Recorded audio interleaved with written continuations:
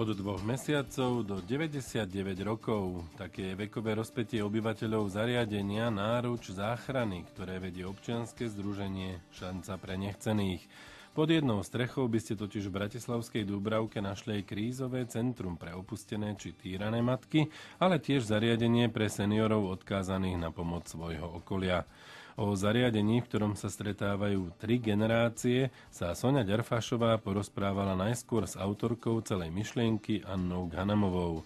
Spolu sa pozreli na situáciu matiek, ktoré sú dnes odkázané na krízové centrum a na programy, ktorými týmto ženám pomáhajú. My sme preto stanovili ten pobyt mamičiek na 3 roky, alebo sme pochopili, že za pol roka, rok, čo je taká bežná lehota v útulkoch a v núdzových bývaniach pre takéto opustené matky s deťmi, ona za ten čas nevyrieši žiadnu svoju sociálnu situáciu a už vôbec nefinančnú. Väčšinou sú to napríklad matky so základným vzdelaním, ťažko umiestniteľné na trhu práce. Čiže aj vízia získania základnej obživy pre seba a pre dieťa je vo hviezdách a takmer nepredstaviteľná. Tieto mamičky zväčšia končia v krízových ubytovniach, v sociálnych ubytovniach. My sme sa rozhodli, že radšej pomôžeme menšiemu počtu žien, ale pomôžeme im tak, aby sa dostali z tej situácie natrvalo. A máme na to taký cyklus trojročný, ktorý je zložený z 2 projektov. Jeden je Trvalá náruč, to je vzdelávaco-motivačný projekt, kde prvý rok my vlastne posilníme rodičovské schopnosti tej ženy,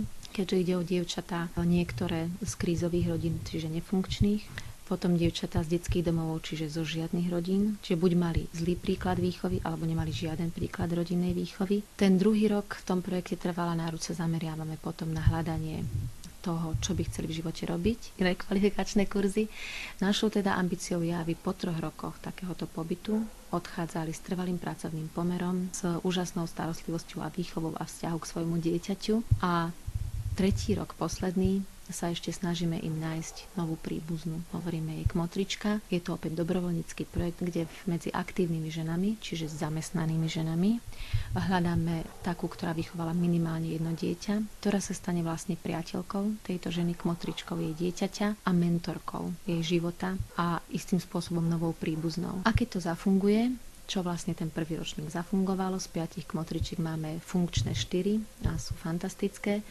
Reálne vlastne tie ženy dnes už odchádzajú z nášho zariadenia a my vieme, že majú niekoho, komu môžu zavolať a potešiť sa s nejakým úspechom, alebo aj naopak, keď majú starosti, zavolajú a my už vieme, že im má kto poradiť a nemusíme to byť my. Je to niekto, kto nie je inštitúciou, ale niekto, kto je ich novým človekom, takým svetlom v tom tuneli. Kto sú teda dnešné obyvateľky krízového centra? Jednou z nich je aj Michaela. Ja som tu od konca septembra. Ešte ako tehotná som sem prišla. Nakoľko som ostala na ulici, ma nehal priateľ. Takže Náruč záchrany mi otvorilo dvere a dal mi túto šancu prísť sem a vlastne porodiť pekné dievčatko a bývanie, strávu a tak ďalej. Našli ste si tu aj nejaké kamarátky? Mamičky sme tu v podstate 16 mamičiek a si rozumieme veľmi dobre. Čo vám možno najviac pomohli? Asi hlavne s tou strechou nad hlavou. Aké sú nejaké vaše plány možno do budúcnosti? Máte 2-mesačné bábätko? Áno, mám.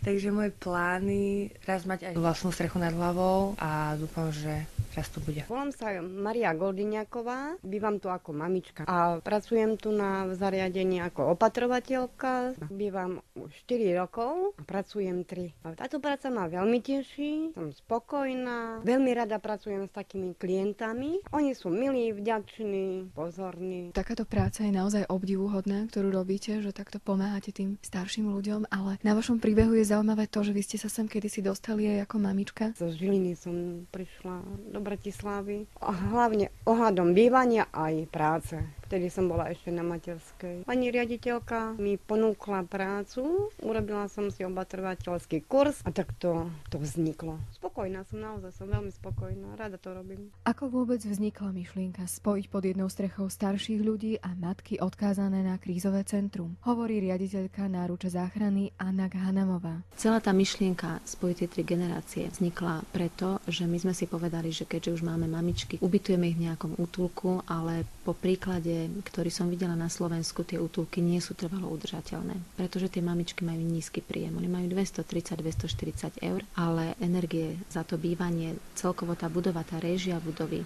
revízne správy, to stojí veľké peniaze. A ja som pochopila, že musíme k tomu našiť nejakú službu, ktorá zabezpečí udržateľnosť tej budovy a jej financovanie. A napadlo ma, že to môže byť práve táto služba, rezidenčná služba pre seniorov, ktorá bola v celej Slovenskej republike a v Bratislave zvlášť nedostatkovou. Dá sa povedať, že tým seniorom napríklad v praxi aj pomáha to, že sa stretávajú s takýmito mladými ľuďmi, že sú tu naozaj 3 generácie. Áno, ja tomu hovorím, že vzniklo také kúzlo, lebo my sme vlastne to spojenie vymysleli z praktických dôvodov, ale ono to prinieslo so sebou to kúzlo toho emočného, podporného dôvodu, ktoré nám tu vzniklo, že seniori sú očarení a sú veľmi radi, že tu majú deti, lebo prítomnosť detí im rozsvietí oči a naozaj majú taký pocit, že je to vyváženejšie, že nie len ich priatelia, ktorí tu zomrú, odchádzajú, ale že na druhej strane tej budovy vzniká život a vidia bábätka. Oni sú s tými deťmi v kontakte na pravidelných komunitných akciách, ale potom aj najmä jar, leto, jeseň v záhrade, v spoločenských priestoroch. Po pesničke sa pozrieme aj na pomoc starším ľuďom.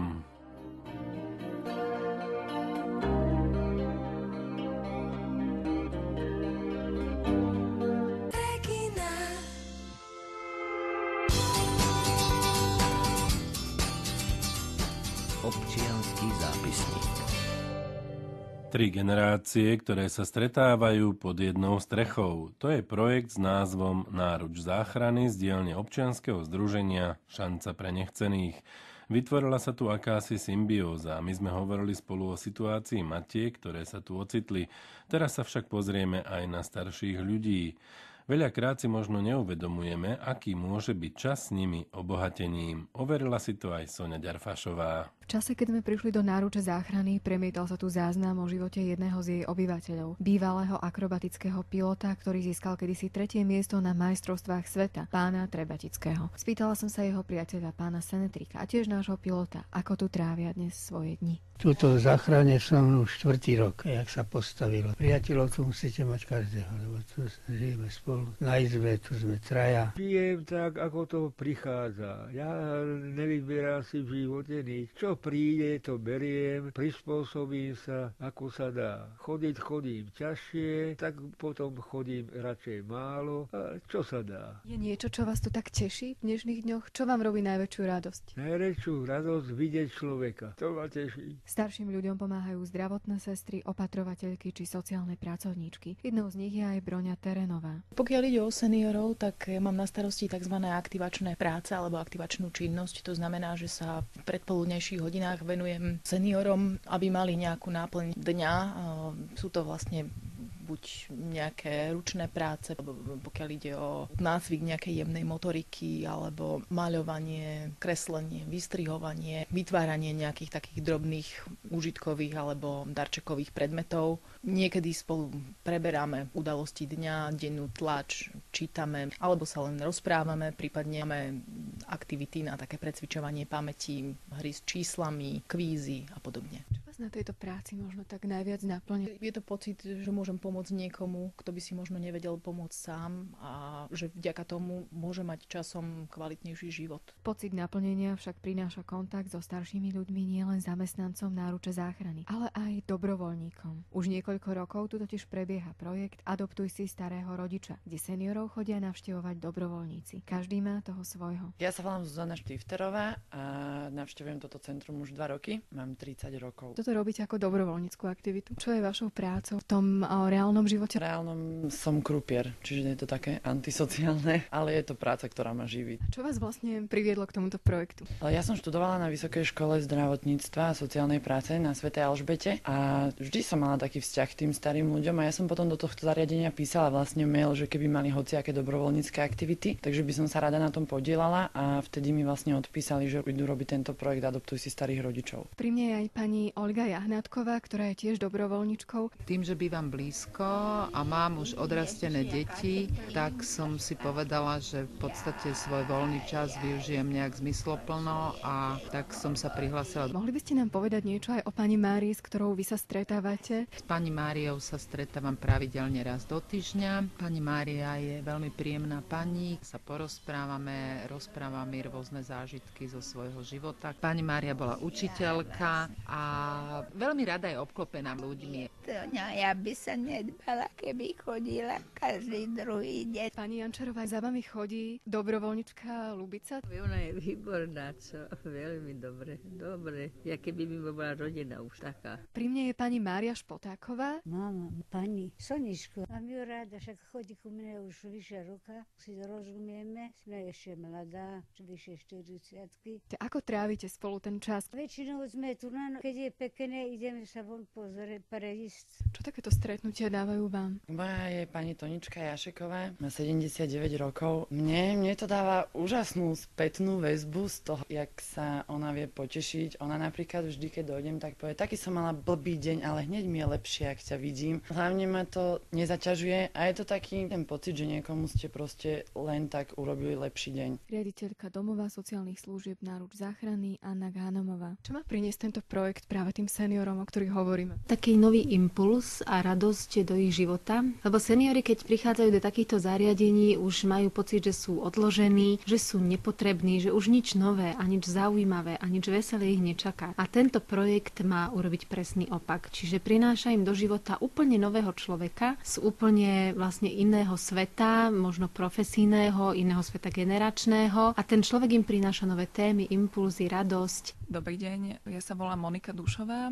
som klinický psychológ a pre tento projekt robím školenia, robíme nábor dobrovoľníkov. V tomto projekte má každý dobrovoľník vlastne prideleného svojho seniora. Samozrejme, mať ten pocit, že ja mám svojho dobrovoľníka, ktorý je ako keby iba môj, iba za mnou chodí. A chodí dobrovoľne, chodí rád, môže to dať veľmi dobrý pocit a vidíme to na senioroch, ako sa menia, ako im to veľmi prospieva, úplne viditeľne. To tak pomasíruje na duši, si myslím. Už v apríli bude možnosť poukázať 2%, či už Náruči záchrany, ale aj iným mimovládnym organizáciám, ktoré svet robia lepším. Viac takýchto občianskych iniciatív a mimovládnych organizácií vám predstavíme každý pondelok v našom vysielaní.